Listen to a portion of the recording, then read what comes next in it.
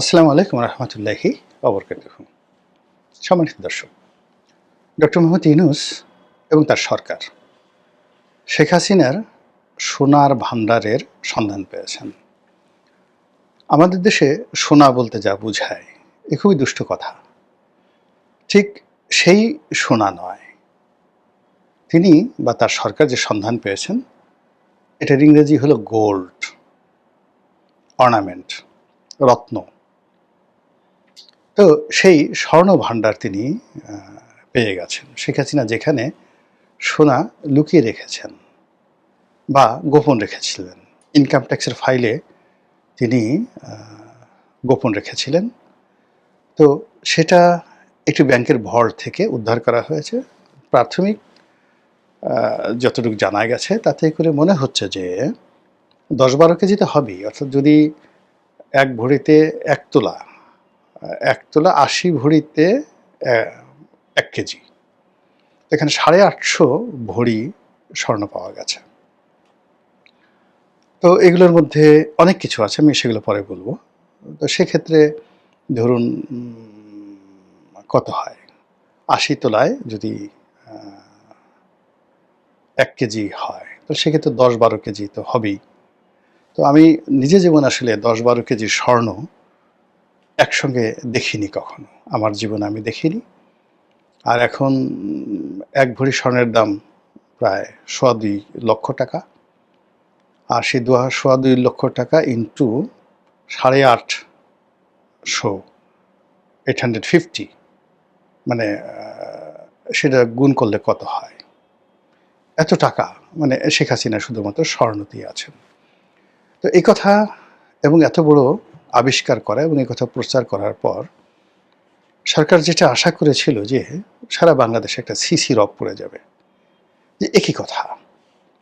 শেখ হাসিনার মতো এরকম লোভী একজন মহিলা, সে এই রাষ্ট্রের অর্থ দেশের বাইরে পাচার করেছে, বস্তায় বস্তায় সে স্বর্ণ দেশের বাইরে পাচার করেছে এবং তাকে যে হেলিকপ্টারে করে নিয়ে যাওয়া হয়েছে, সেই হেলিকপ্টার না হলেও 20 থেকে 30 ট্রাঙ্ক স্বর্ণ ছিল। তার প্রমাণ হলো ব্যাংকের ভল্টের মধ্যে বা ব্যাংকের সেই যাকে বলা হয় ভল্ট, তো আর কেউ ভাড়া নিতে পারে না, ওই ছোট ছোট বাক্স আছে, অগ্রণী ব্যাংকের ছোট ছোট বাক্স আছে। আমি জানি না এরকম একটা বাক্সতে আমার কোনো লকার নেই, যেটাকে লকার বলা হয়। এই ব্যাংকের একটা লকারে আসলে কতটুকু স্বর্ণ রাখা যায়, কতগুলো দলিল রাখা যায়, তার নামে 2টো লকার বরাদ্দ ছিল। এই 2টো লকারের আকার কতটুকু, আয়তন কতটুকু, এবং সেখানে যে সকল জিনিস পাওয়া গেছে বলে বলা হচ্ছে, যেমন সেখানে একটা সোনার হরিণ পাওয়া গেছে। আবার সেই হরিণের বিভিন্ন অঙ্গ প্রত্যঙ্গ তামা দিয়ে জোড়া দেওয়া হয়েছে। তো চিন্তা করেন যে শেখ হাসিনার, তিনি যে পাগল, তার মাথায় যে কোনো বুদ্ধি নেই এবং তার যে কোনো রুচি নেই, এটা ওনার এই সোনার হরিণ দেখলে বোঝা যায়। তিনি স্বর্ণ দিয়ে হরিণ তৈরি করেছেন, সোনা দিয়ে হরিণ তৈরি করেছেন, সোনার হরিণ, কিন্তু সেই হরিণের হাত পায়ের যে বন্ধন এটা দিয়েছেন তামা দিয়ে। এ কাজ কেউ করে বলেন তো? এরপরে অনেকগুলো বড় বড় স্বর্ণ দিয়ে তিনি নৌকা তৈরি করেছেন। এরকম একটা নৌকার ছবি আমরা দেখলাম। এখন নৌকা যে কয়টি এটা বলা যাচ্ছে না। তো এখন ওই যে নৌকা এবং হরিণ, এই হরিণটা কত বড় হরিণ, সাইজ কি? এই কারণে হলো পত্রিকা আমরা যে ছবি দেখেছি, তাহলে তো আমরা যেমন, আমি একজন এমপি হয়েছি, এমপি হওয়ার পরে অনেকে স্বর্ণের নৌকা, কোটপিন আমাকে উপহার দিয়েছে। এটা আওয়ামী লীগের অহরহ। আমার কাছে বাসায় এরকম 20-25টি এরকম স্বর্ণের নৌকা আছে, আমি এগুলো কখনো ব্যবহার করি না। তো এগুলো ওদের হয়তো 5-6 হাজার টাকা, একদম হালকা, মানে কোনো মতে কোনোটা এত পাতলা করে তৈরি করে দেয়, 1/2 ইঞ্চি ছোট্ট একটা কোটপিন। কিন্তু এটাকে যদি আপনি তৈরি মানে ছবি তুলতে চান, এটাকে এত বড় করে আপনি ছবি তুলতে পারবেন, দেখে মনে হবে যে অন্তত 1 কেজি দিয়ে একটা স্বর্ণের নৌকা তৈরি করে গোলাম মোল্লা রনিকে দেওয়া হয়েছে। তো কাজেই আসলে ওখানে বলতে হবে যে ওই স্বর্ণের যে হরিণটি বা স্বর্ণের যে নৌকাটি, এটার আকার কি, আয়তন কি, এবং সেই আকার আয়তন মানে ব্যাংকের যে লকার, সেই লকারে ঢুকে কিনা। 1 2 নম্বর হলো এখানে 10 কেজি বা 12 কেজি স্বর্ণের গহনা, আপনি যদি সলিড গোল্ড হয়, বার হয়, তাহলে 10 কেজি সলিড গোল্ডের যে বার, এটা রাখার জন্য খুব বেশি জায়গা দরকার হয় না। তো কিন্তু যদি আপনাকে 10 কেজির আপনার গহনা হয় বা বিভিন্ন ইনস্ট্রুমেন্ট হয়, তাহলে এখানে দেখা গেল যে বিরাট একটি আলমারি, 10-12টা ট্রাঙ্ক দরকার হতে পারে। এটা নির্ভর করে যে আপনি কী ধরনের অর্নামেন্টস তৈরি করেছেন, এটার উপর নির্ভর করে। এবং এর আগে এরকম একটা প্রজেক্ট 111-এর সময় কিন্তু ব্যর্থ হয়েছিল। অর্থাৎ বলা হয়েছিল যে ব্রিফকেসে করে শেখ হাসিনাকে ঘুষ দিয়েছেন একজন ব্যবসায়ী 2 কোটি না কত কোটি টাকা বা 20 কোটি টাকা, এরকম একটা গল্প 111-এর সরকার ছড়ালো। তো পরবর্তীতে সবাই দেখলো যে ব্রিফকেসের কথা বলা হচ্ছে, সেই ব্রিফকেসে আসলে 2 কোটি বা 20 কোটি টাকা তো দূরের কথা, মানে তার 10 ভাগের 1 ভাগ টাকাও ওই ব্রিফকেসে ঢুকানো যায় না। যদি এখন 1000 টাকার নোট হয়েছে, কিন্তু 11-এর সময় যে সময়ের কথা বলা হচ্ছে তখন সর্বোচ্চ নোট ছিল 500 টাকার নোট। তো 500 টাকার নোট হিসাবে যদি বান্ডেল করা হয়, তো সেক্ষেত্রে 20 কোটি টাকা যদি কাউকে ঘুষ দিতে হয়, তাহলে বিশাল বড় কয়েকটা ট্রাঙ্ক লাগে, এছাড়া সম্ভব না। ফলে কী হলো, এই যারা গল্প তৈরি করেছে, গল্প তৈরি করতে গিয়ে এরা প্রায় ফ্লপ করে। আমাদের দেশে যেটা হয় যে বিভিন্ন ধরেন গোয়েন্দা সংস্থাতে বেশিরভাগ ক্ষেত্রেই লোকজন বোকা, এরা এত যাকে বলে কতটা স্টুপিড, আপনি এগুলো মানে শার্লক হোমসের সেই বিখ্যাত দুনিয়া কাঁপানো যে গল্প, সেই দুনিয়া কাঁপানো গল্প, এবং তার যে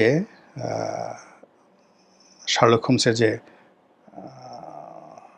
অ্যাসিস্ট্যান্ট ছিলেন ডক্টর ওয়াটসন সম্ভবত, তা চিন্তা করেন যে শার্লক হোমস দুনিয়ার এত বড় গোয়েন্দা এবং তার চিফ মানে অফিসার, প্রধান ব্যক্তি, তো তার বুদ্ধি কোন পর্যায়ে ছিল। তিনি যে গল্পটা করছেন সেটা বলা হয় যে পৃথিবীর সর্বকালের সেরা কৌতুক।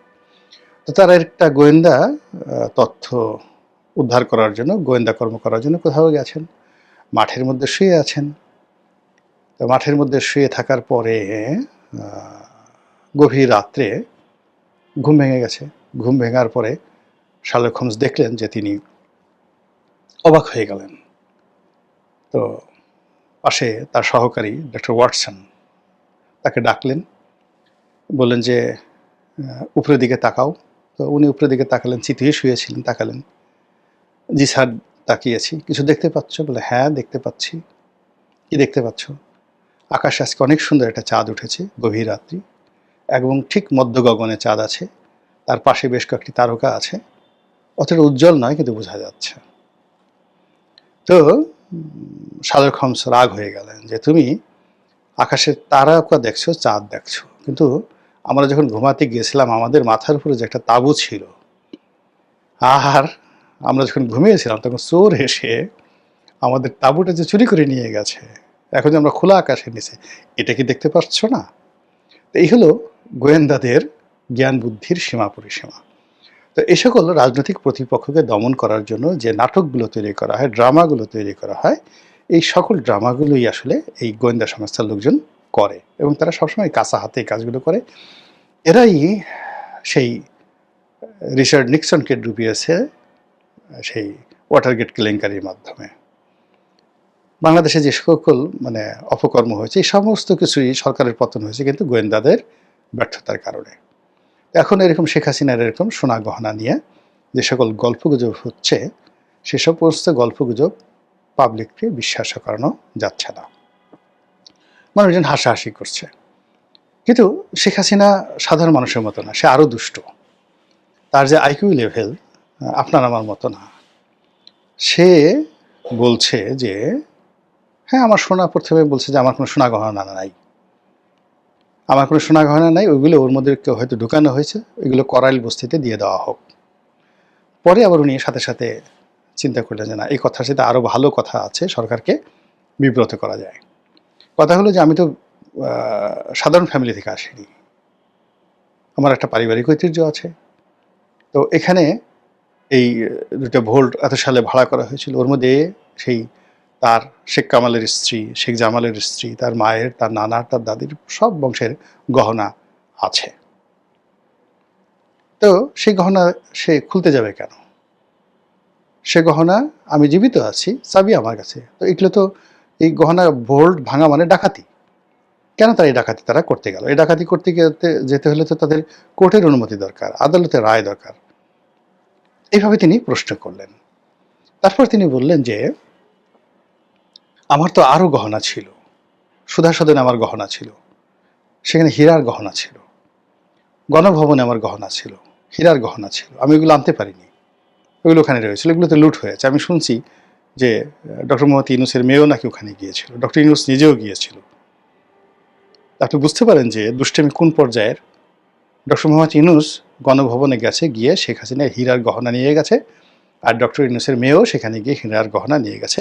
এই কথা শেখ হাসিনা বলছে। তার দুষ্টমির লেভেলটা চিন্তা করেন যে কোন পর্যায়ে তিনি আছেন। ফলে আপনি মানে একজন লোককে ফাঁসি দিবেন, একজন লোককে ডলা দিবেন, কিন্তু সে আপনাকে সুশ্রুই দিচ্ছে, টিটকারি করছে, আপনার নাকের মধ্যে সেই নস্যি ঢুকাই দিচ্ছে, আপনার শরীরে যেখানে গুদগুদি উঠবে সেখানে গুঁতো দিচ্ছে।